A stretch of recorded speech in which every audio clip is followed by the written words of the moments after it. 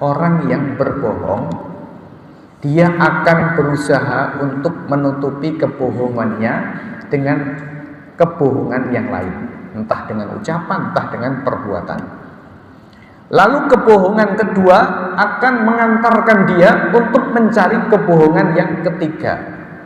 Kebohongan yang ketiga akan mendorong dia untuk melakukan kebohongan yang keempat.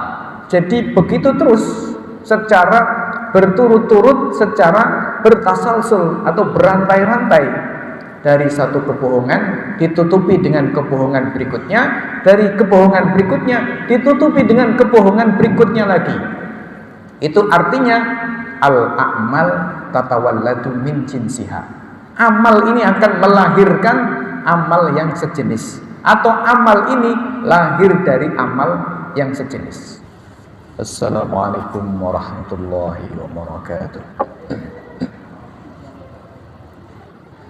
Alhamdulillahi rabbil alamin, wa bihi nasta'inu ala umurid dunya wad din. Wassalatu wassalamu ala asyrafil anbiya'i wa sayyidil mursalin.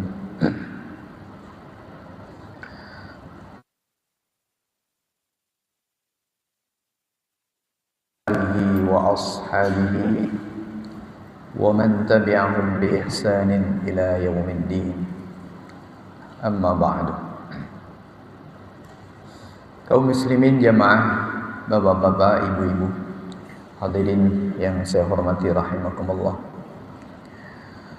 Alhamdulillah, puji dan syukur kehadirat Allah Subhanahu wa taala. Pada malam hari ini kita kembali diperkenankan oleh Allah, diberikan kesempatan, diberikan kesehatan dan diberikan kekuatan, sehingga malam hari ini kita kembali bisa bersama-sama mengkaji ayat-ayat Allah Subhanahu wa taala, mengkaji tafsir Al-Qur'anul Karim.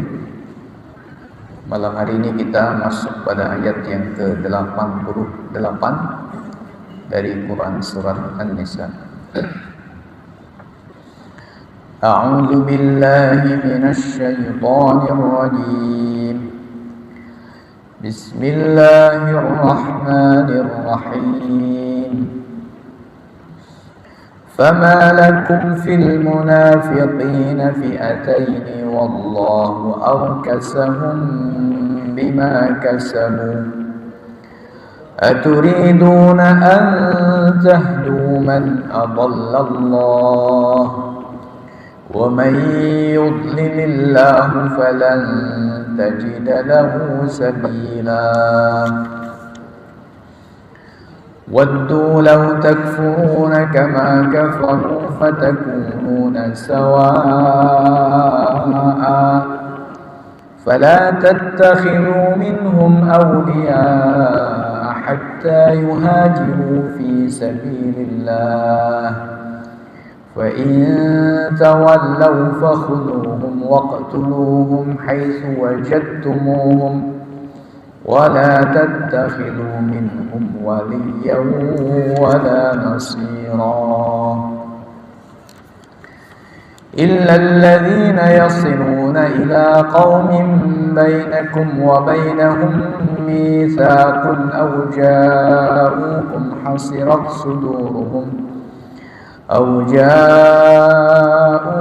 حصرت صدورهم أن يقاتلوكم أو يقاتلوا قومهم ولو شاء الله لسلطهم عليكم فلقاتلوكم فإن اعتزلوكم فلم يقاتلوكم وألقوا إليكم السلم فما جعل الله لكم عليهم سبيلا. اللهم ارحمنا بالقرآن. فما لكم في المنافقين fi'atain. Maka mengapakah kalian terhadap orang-orang munafik kalian terbagi menjadi dua golongan? Wallahu arkasahum bima kasabu. Padahal Allah Padahal Allah telah memasukkan mereka atau telah menjatuhkan mereka bima kasabu, dengan sebab perbuatan mereka. Wallahu arkasahum, padahal Allah telah menghinakan mereka, menjatuhkan mereka bima kasabu, sebab perbuatan mereka. Aturiduna an tahdu man adallallah, apakah kalian menginginkan menunjukkan orang-orang yang Allah sesatkan? Wa may yudlilillahu falan tajida lahu sabila, dan barang siapa yang Allah sesatkan, maka kamu tidak akan mendapati baginya jalan untuk menunjukkannya. Kaum muslimin jamaah, Bapak Ibu yang saya hormati rahimakumullah. Ayat 88 adalah merupakan penjelasan yang masih terkait dengan orang-orang munafik yang dikabarkan oleh Allah pada ayat-ayat sebelumnya. Artinya berdasarkan ayat-ayat yang sebelumnya telah kita baca, maka tidak ada keraguan lagi bahwa orang-orang munafik itu hakikatnya adalah orang-orang yang jahat, orang-orang yang busuk isi hatinya, dan tentunya mereka adalah orang-orang yang kafir. Nah, akan tetapi pada masa itu, pada masa Nabi Shallallahu Alaihi Wasallam, sempat terjadi sebuah perbedaan di tengah-tengah kaum mukminin dalam menyikapi terhadap orang-orang munafik. Ada sebagian kaum mukminin yang cenderung membenarkan atau memberikan sebuah barangkali mencarikan sebuah alasan pembenaran bagi apa yang dilakukan oleh orang-orang munafik. Sebagian lagi tentu saja menolak. Sebagian lagi mengatakan jelas bahwa orang-orang munafik itu merupakan musuh-musuh Allah Subhanahu wa taala dan musuh-musuh Rasulnya. Mereka adalah orang-orang yang busuk dalamnya, orang-orang yang kafir.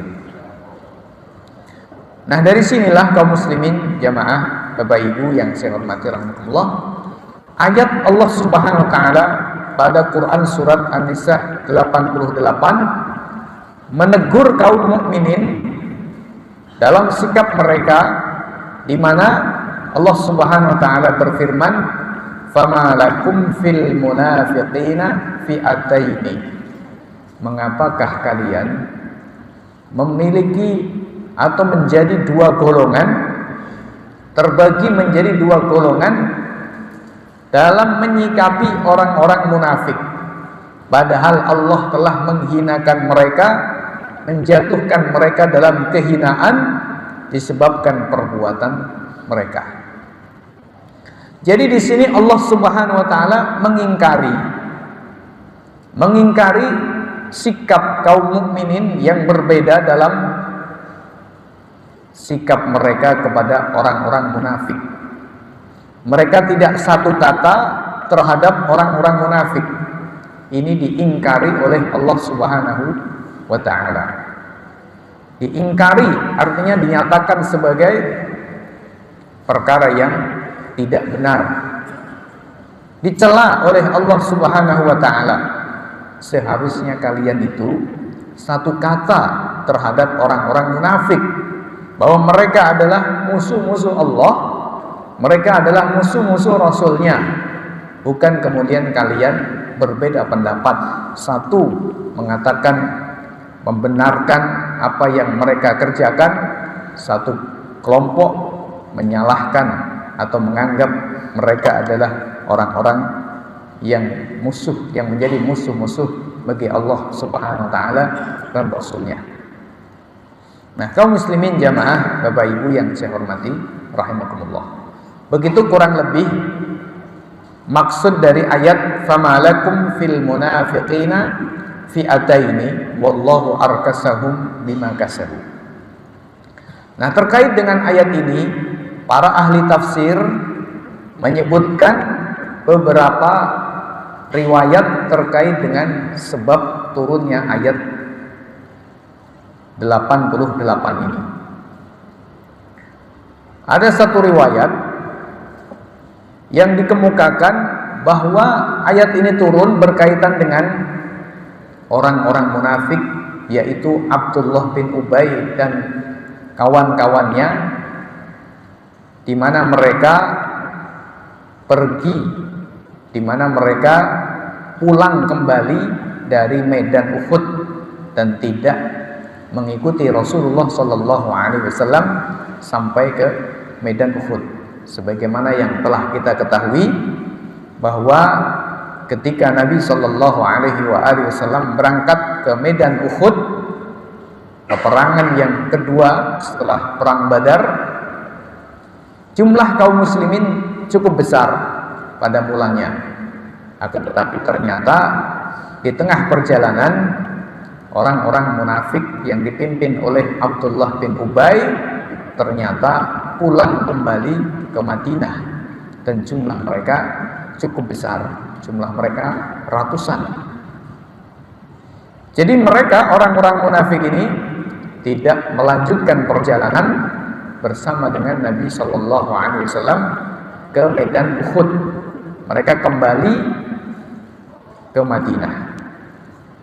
Nah, dengan sikap yang terjadi ini, atau dengan peristiwa yang terjadi ini, kaum muslimin berbeda pendapat. Sebenarnya orang-orang seperti Abdullah bin Ubay dan kawan-kawan itu iman apa enggak, begitu. Terjadi perdebatan, sebenarnya orang-orang seperti Abdullah bin Ubay itu iman apa enggak, kafir apa enggak. Sebagian ada yang mengatakan kafir, sebagian ada yang mengatakan mereka enggak kafir. Maka turun ayat yang menegur kaum mukminin yang berselisih pendapat dalam masalah ini. Allah menginginkan kaum mukminin satu kata terhadap orang-orang munafik, yaitu bahwa orang-orang munafik itu adalah orang-orang yang kafir, bahkan mereka adalah orang-orang yang jahat, yang busuk. Maka Allah katakan, famalakum fil munafiqina fi'ataini. Mengapakah kalian berbeda pendapat menjadi dua golongan dalam menyikapi orang-orang munafik? Wallahu arkasahum bima kasabu. Padahal Allah telah menghinakan, menjatuhkan ke dalam kehinaan, menjatuhkan orang-orang munafik itu ke dalam kehinaan sebab perbuatan mereka.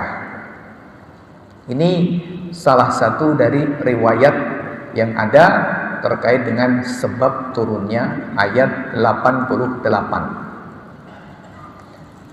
Sementara itu riwayat yang lain menyebutkan bahwa sebab turunnya ayat ini adalah adanya sejumlah orang dari penduduk Makkah. Adanya sejumlah orang dari penduduk Makkah, mereka datang ke Madinah. Datang ke Madinah pura-pura masuk ke dalam Islam, pura-pura mengikuti Nabi Shallallahu Alaihi Wasallam. Kemudian mereka kembali lagi ke Makkah, minta izin kepada Nabi Shallallahu Alaihi Wasallam untuk kembali ke Makkah. Dan ternyata ketika mereka kembali ke Makkah, mereka kembali menyembah berhala-berhala mereka. Nah, apa motif mereka? Ternyata motif mereka adalah sekedar agar mereka mendapatkan keamanan dalam perdagangan mereka. Sebagaimana kita ketahui bahwa orang-orang Makkah ini ketika mengadakan perdagangan, melakukan perjalanan dagang ke Syam, ke wilayah Syam, yakni wilayah yang sekarang kita kenal dengan Syria, Lebanon, Palestina dan sekitarnya. Ini disebut dengan wilayah Syam. Ketika orang-orang Makkah melakukan perdagangan, perjalanan dagang ke Syam, maka lewatnya jalur Madinah pada waktu itu. Nah, agar mereka perdagangannya aman, maka ada sejumlah orang yang sengaja datang ke Madinah menyatakan diri masuk Islam, tapi sebenarnya di dalam hatinya itu masih kafir. Lalu ketika ke Makkah mereka juga kafir. Nah, hanya ingin mendapatkan satu keuntungan, yaitu apa? Agar mereka bisa lewat Madinah ketika mereka menjalankan perdagangan mereka, melakukan perniagaan menuju ke Syam. Nah, terkait dengan orang-orang seperti ini, kaum mukminin sempat terjadi perdebatan tentang mereka. Apakah orang-orang seperti ini orang-orang yang iman Islam atau bukan? Maka turun ayat, "Fama lakum fil munafiqina fi'ataini wallahu arkasahum bima kasabu." Kaum muslimin jamaah Bapak Ibu yang saya hormati rahimakumullah.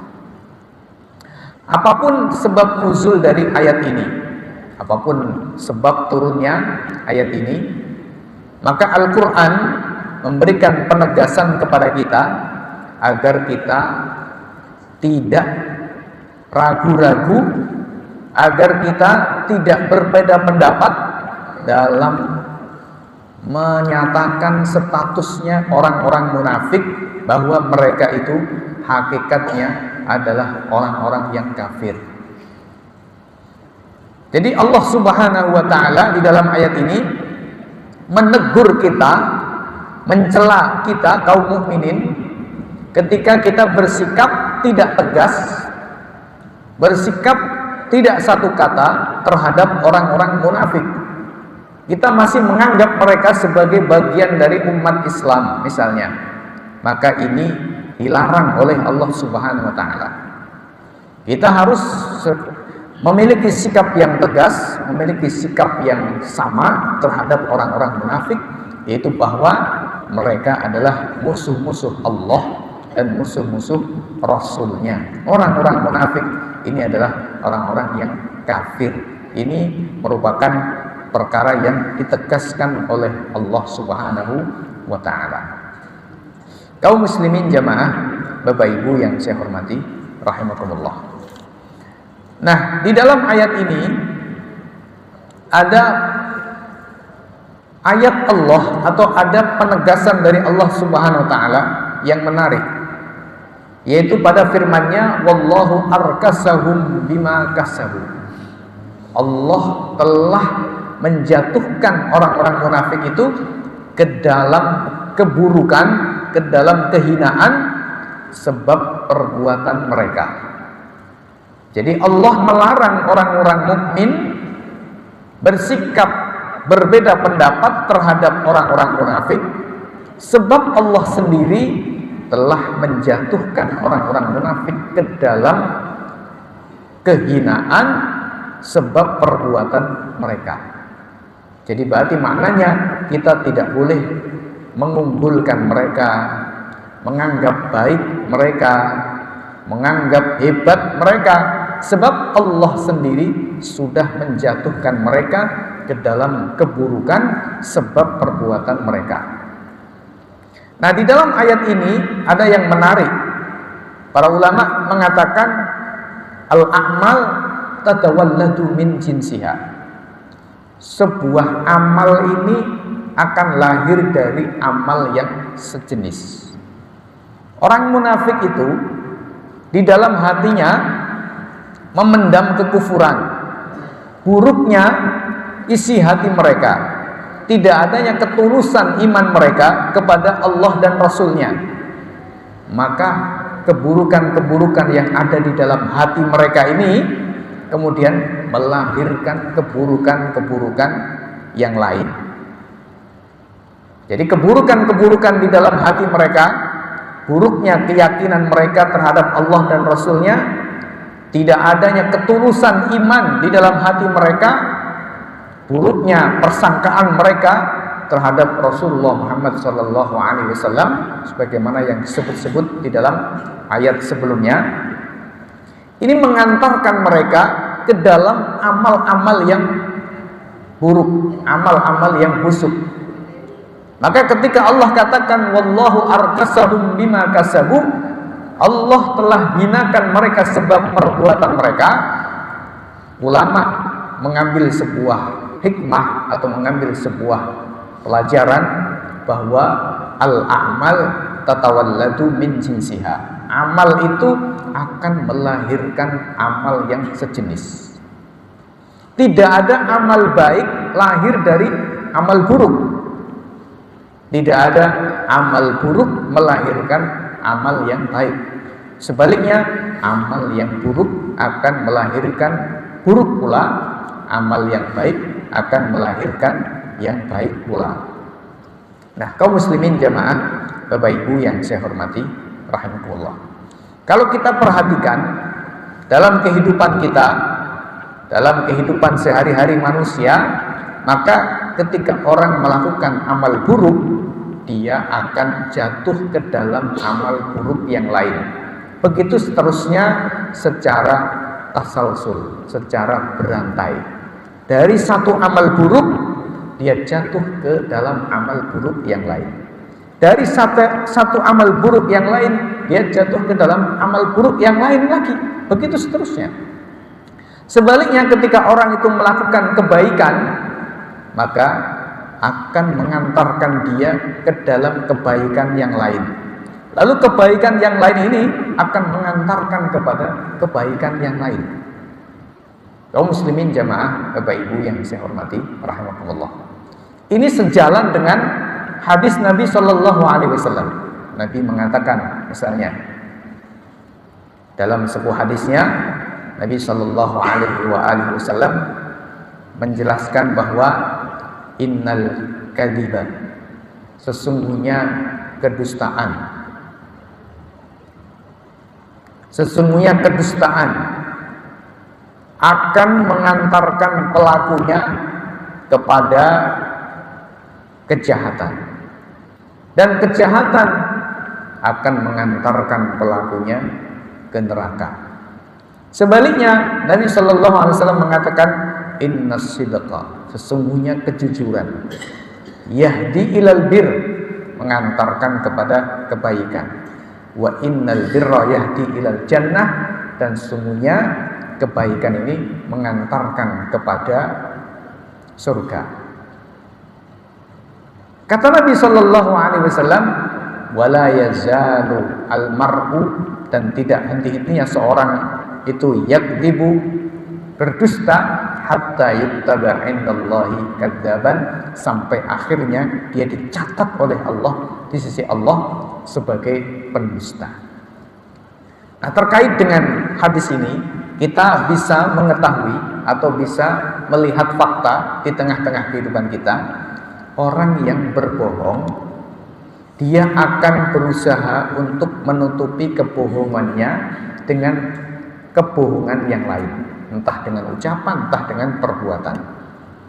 Lalu kebohongan kedua akan mengantarkan dia untuk mencari kebohongan yang ketiga.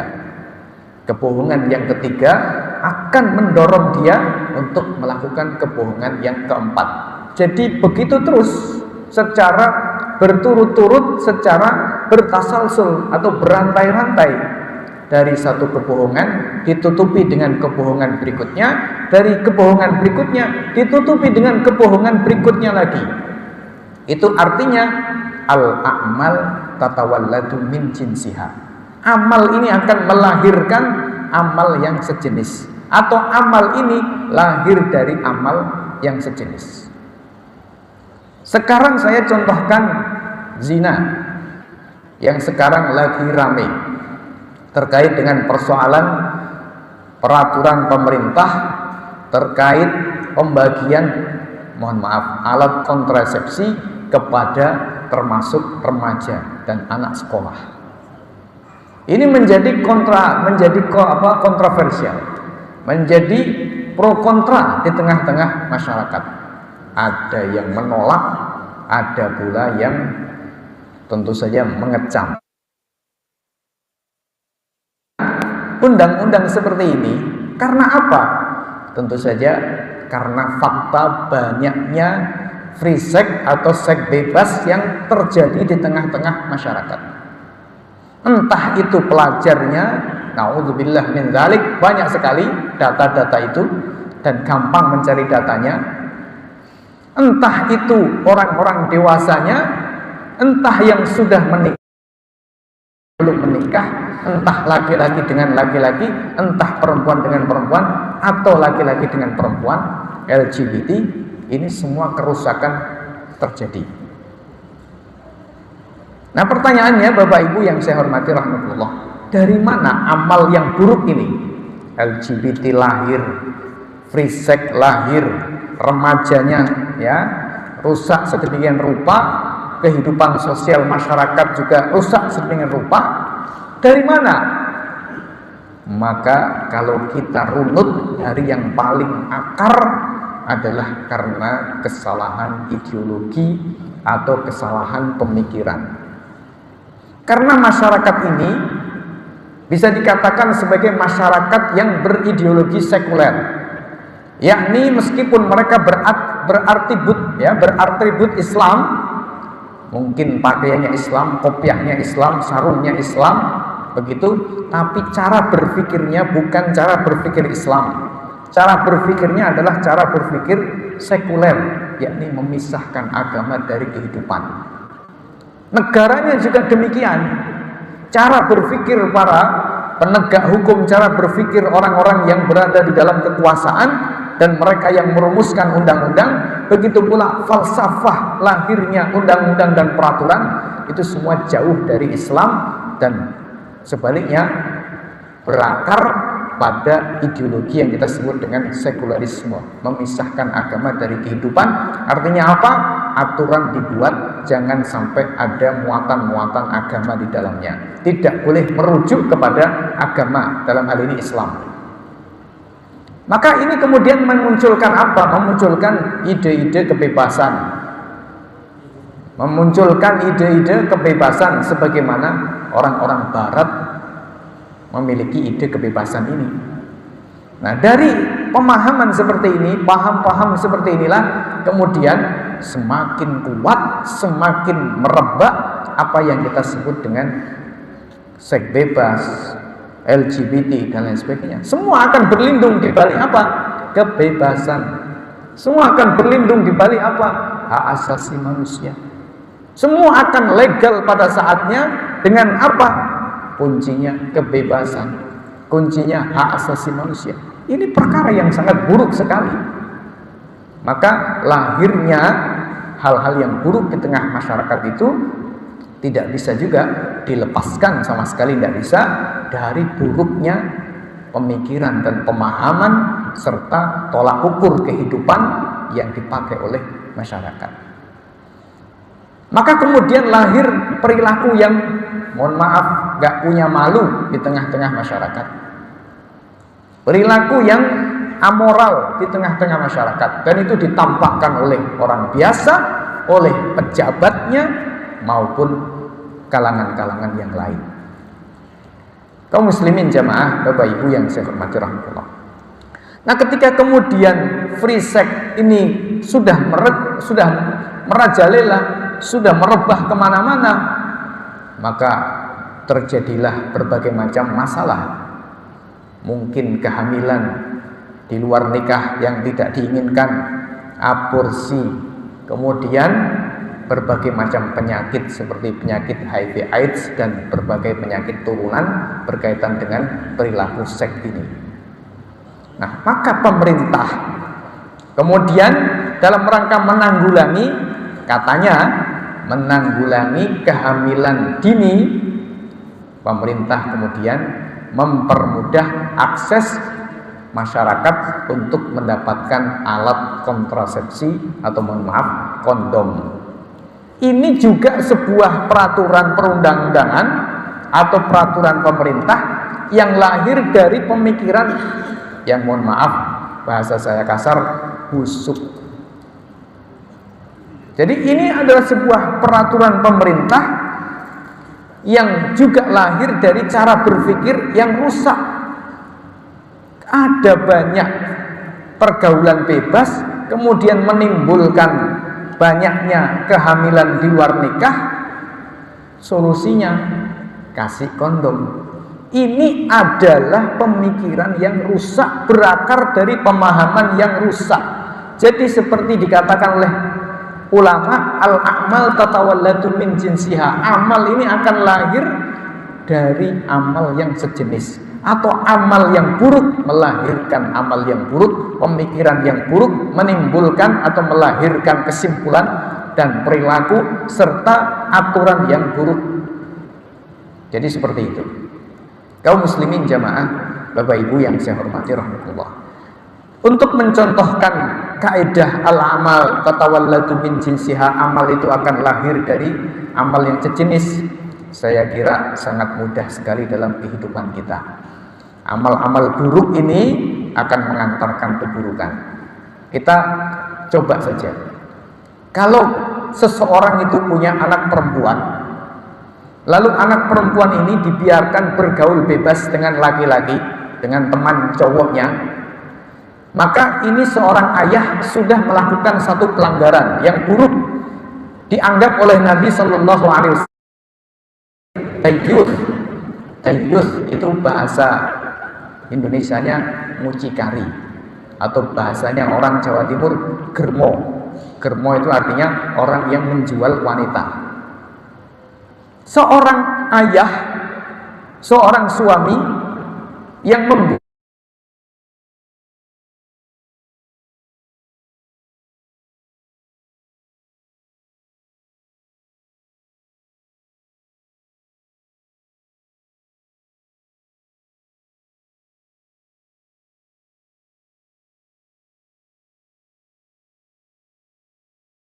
anak ini tentu saja kemudian, mohon maaf, nanti akan berpacaran. Kalau sudah berpacaran, apa yang akan terjadi? Maka yang namanya zina ini adalah sesuatu yang niscaya. Jadi dari mana ini akar masalahnya? Dari persoalan orang tua yang abai, dari persoalan pergaulan yang tidak dikontrol, lalu muncullah kemudian zina. Kalau sudah zina karena kemudian, mohon maaf, hamil, dilakukan namanya aborsi. Kalau kemudian mungkin tidak kuat dengan tekanan sosial, mungkin berbunuh diri atau lain sebagainya. Berarti amal-amal yang buruk itu lahir dari satu amal yang buruk, berentet-rentet, bertasalsul, satu menuju fase 2, dan begitu seterusnya. Sebaliknya amal-amal yang baik itu lahirnya dari kebaikan. Dan ini juga tidak butuh contoh yang sulit di tengah-tengah kehidupan kita. Kalau ada orang misalnya bersedekah, maka menimbulkan apa? Tentu menimbulkan kebaikan. Hatinya merasa tenang, orang lain terasa terbantu, dan dengan begitu Allah melapangkan rezekinya misalnya, maka akan datang kebaikan dari kebaikan.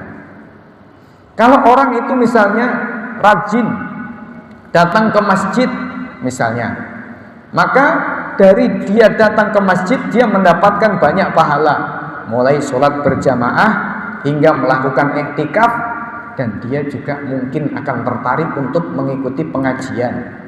Ketika dia tertarik untuk mengikuti pengajian, dia mendapatkan ilmu dari pengajian tersebut, lalu ilmunya itu mendorong dia untuk mengamalkan, dan terus begitu berkembang. Begitu manusia, ketika amal baik, insya Allah akan melahirkan amal baik berikutnya. Begitu secara tasalsul. Al-amal tatawalladu min jinsiha. Sebaliknya amal buruk melahirkan amal yang buruk juga. Maka Allah Subhanahu wa taala katakan di dalam ayat tadi, wallahu arkasahum bima kasabu. Allah telah jatuhkan orang munafik ke dalam kehinaan. Kenapa Allah jatuhkan mereka di dalam kehinaan? bima kasabu, sebab perbuatan mereka, yaitu sebab buruknya hati mereka, tidak adanya ketulusan iman di dalam hati mereka, busuknya sangkaan-sangkaan mereka terhadap Rasulullah Shallallahu Alaihi Wasallam, itu kemudian menyebabkan, mengantarkan pada amal-amal yang busuk lainnya, amal-amal yang buruk lainnya. Kaum muslimin jamaah, Bapak Ibu yang saya hormati rahimakumullah. Jadi amal kita ini seperti anak tangga, seperti anak tangga. Amal baik seperti anak tangga menuju kebaikan. 1, 2, 3 akan terus naik kepada ketinggian. Sebaliknya, amal busuk, amal buruk kita seperti anak tangga yang akan menjatuhkan kita ke dalam dasar sumur kehinaan. 1, 2, 3 terus ke bawah. Ya begitu amal. Oleh karena itu maka ketika kita melakukan satu perbuatan dosa, tidak selayaknya kita terus-teruskan. Tidak selayaknya kita lakukan secara israr. Israr itu artinya kita lakukan terus-menerus, karena ini akan semakin menjatuhkan kita ke dalam keburukan-keburukan. Kaum muslimin jamaah, Bapak Ibu yang saya hormati Allah. Kemudian ayat melanjutkan, aturiduna an tahdu man adallallah. Apakah kalian ingin menunjukkan orang yang Allah sesatkan? Maknanya ketika orang itu sudah melakukan perbuatan-perbuatannya sedemikian rupa, antara satu amal buruk dengan amal buruk berikutnya ini bertasalsul atau berantai-rantai, maka untuk memutus ini sesuatu yang sangat sulit sekali. Sehingga digambarkan oleh Allah dengan ungkapan aturiduna an tahdu man adallallah. Bagaimana mungkin kalian menunjukkan orang yang Allah sesatkan? Maknanya kalau orang sudah kadung berantai-rantai dalam kebusukan seperti ini, sangat sulit sekali untuk ditunjukkan kepada kebenaran, dan itu merupakan sebuah kenyataan yang kita bisa lihat di tengah-tengah kehidupan kita. Wa may yudlilillahu falan tajida lahu sabila. Siapa saja yang Allah sesatkan, maka kamu tidak akan mendapatkan jalan untuk menunjukkan mereka. Maknanya orang yang sudah kadung terjerumus ke dalam kebusukan-kebusukan ini biasanya sangat sulit sekali untuk mendapatkan petunjuk dari Allah Subhanahu wa taala. Kenapa? Karena semua pintu-pintu hidayah yang seharusnya masuk melalui matanya, telinganya, dan panca inderanya yang lain ini sudah tertutup sehingga tidak bisa masuk petunjuk Allah Subhanahu wa taala. Demikian kaum muslimin jamaah, Bapak Ibu yang saya hormati rahimakumullah, yang bisa kita sampaikan pada kesempatan malam hari ini. Mudah-mudahan ada manfaatnya, kurang lebihnya mohon maaf. Akhiri subhanakallahumma bihamdika asyhadu an la ilaha illa anta astaghfiruka wa atubu ilaik. Wassalamualaikum warahmatullahi wabarakatuh.